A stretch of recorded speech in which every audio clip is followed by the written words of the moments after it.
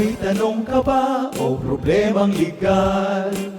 Huwag ka nang mag-alala, pagkat may pala. Ano ang karapatan para sa tamang pagpapatupad ng isang search warrant?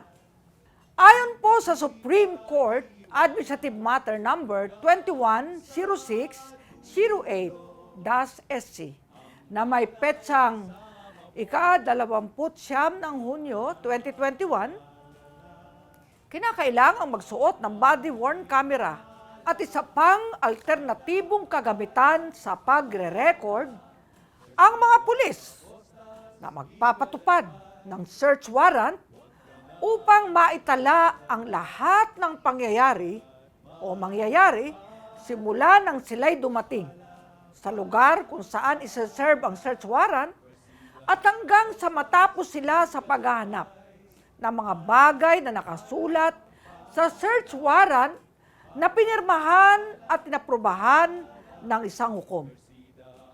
Bago rin umpisahan ang pagpapatupad ng nasabing search warrant, kinakailangan na masabihan ang mga legal na nakatira sa lugar na magsasagawa ng paghahanap ang mga pulis alinsunod sa warrant. At ito ay magiging recorded. Ang search warrant din ay dapat na ipinatutupad habang may araw pa o daytime, maliban kung mapapatunayan na ang bagay o ari-arian ay nasa tao o lugar na iniutos na lugugin ng anumang oras ng araw o gabi man. Ang pagpapatupad din ng search warrant ay maaari po lamang gawin sa partikular na lugar na nakasulat dito sa search warrant at may bisa lamang po sa loob ng 10 araw.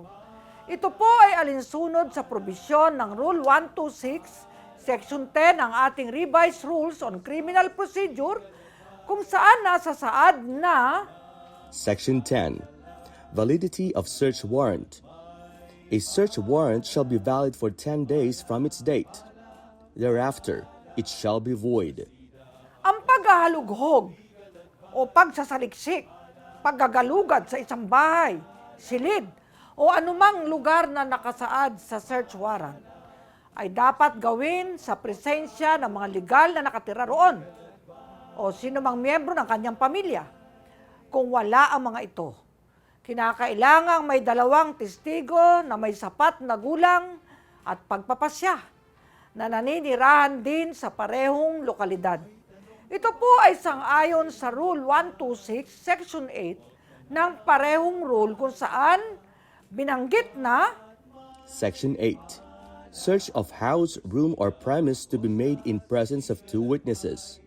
No search of a house, room, or any other premise shall be made except in the presence of the lawful occupant thereof, or any member of his family, or in the absence of the latter, 2 witnesses of sufficient age and discretion residing in the same locality. Yun pala. at ito po ang ating hashtag Palanos.